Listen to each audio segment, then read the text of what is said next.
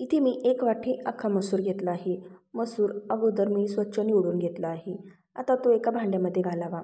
आता यामध्ये भरपूर पाणी ओतून हाताने व्यवस्थित चोळून हा अख्खा मसूर 2 वेळा स्वच्छ धुवून घ्यायचा आहे. म्हणजे यावर काही धूळ माती जमा झाली असेल ती देखील निघून जाते. तर आता हा अख्खा मसूर मी 2 वेळा स्वच्छ धुवून घेतला आहे. आता यामध्ये नॉर्मल पाणी ओतायचे आणि 7 ते 8 तासासाठी आपल्याला हा अख्खा मसूर भिजत ठेवायचा आहे. म्हणजे तो छान असा भिजला जातो. तर इथे मी हा अख्खा मसूर रात्रभरासाठी भिजत ठेवला आहे.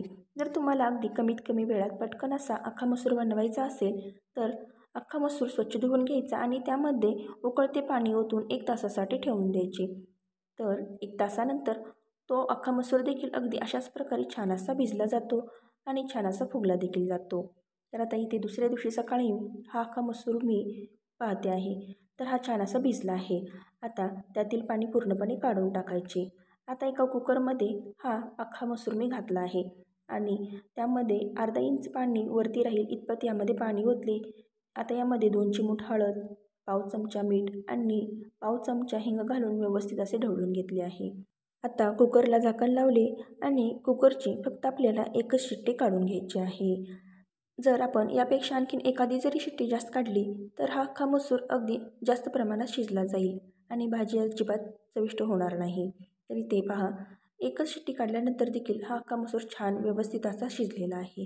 तर आता लगेचच आपण भाजी बनवायला सुरुवात करूया. तर एका कढईमध्ये मी 4 ते 5 चमचे तेल गरम करायला ठेवले होते.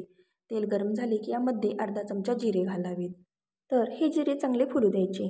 जिरे छान फुलले की यामध्ये बारीक चिरलेला भरपूर कांदा घालायचा. तर इथे मी 4 मोठ्या आकाराचे कांदे बारीक चिरून घातले आहेत. तर आता हा कांदा छान असा लालसर तांबूस रंग येईपर्यंत परतून घ्यायचा आहे. तर कलत्याने ते मी एकसारखे हलवत आहे. म्हणजे हा कांदा छान असा एकसारख्या रंगावर परतला जाईल. तर आता 2 ते 3 मिनिटानंतर हा कांदा पहा हलकासा पारदर्शक दिसू लागलेला आहे. आता यामध्ये 1 मोठा चमचा ठेचलेला आलं लसूण घालायचा आहे. सोबतच यामध्ये 4 हिरव्या मिरच्याचे बारीक तुकडे करून घालायचे आहे. यामुळेच आपल्या या भाजीला छान अशी चव येते.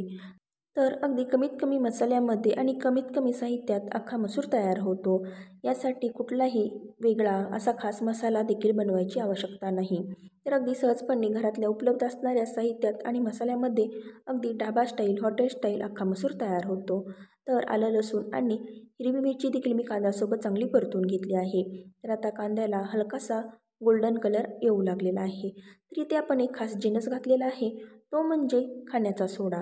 पाव चमचा खाण्याचा सोडा इथे मी या फोडणीमध्ये कांद्यासोबतच घातलेला आहे.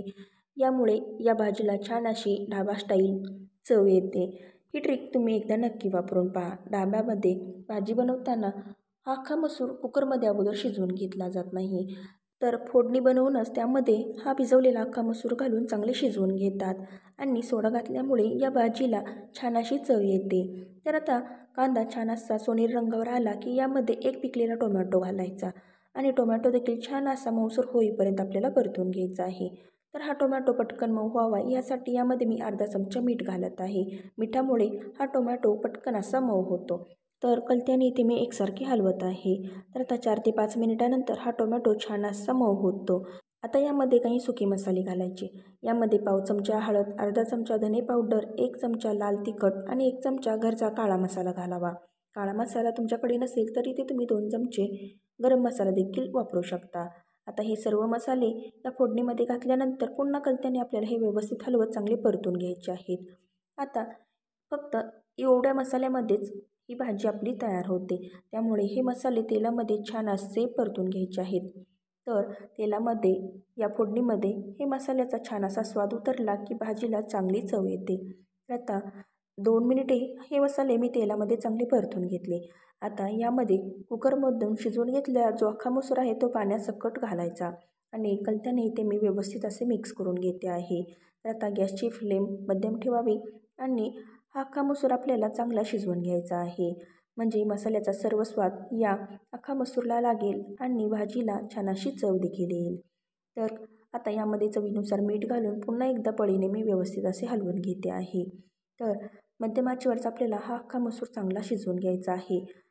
तर इथे पहा 5 ते 7 मिनिटानंतर या अख्खा मसूरला एक उकळी फुटू लागलेली आहे.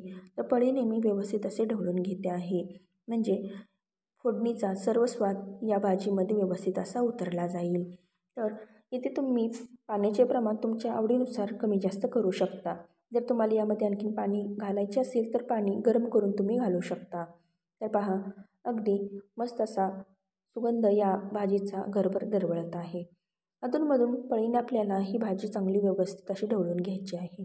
तर आता फोडणीमध्ये हा अख्खा मसूर मी साधारण 7 ते 8 मिनिटे व्यवस्थित असा शिजवून घेतलेला आहे. अगदी मस्त असे याचे टेक्स्चर आलेले आहे. तर आता या भाजीला अगदी ढाबा स्टाईल चव येण्यासाठी याला मी वरतून तडका देणार आहे. तर आता गॅसची फ्लेम अगदी लो ठेवायची आणि दुसऱ्या गॅसवर एका तडका पॅनमध्ये 2 चमचे तेल गरम करून घ्यावे.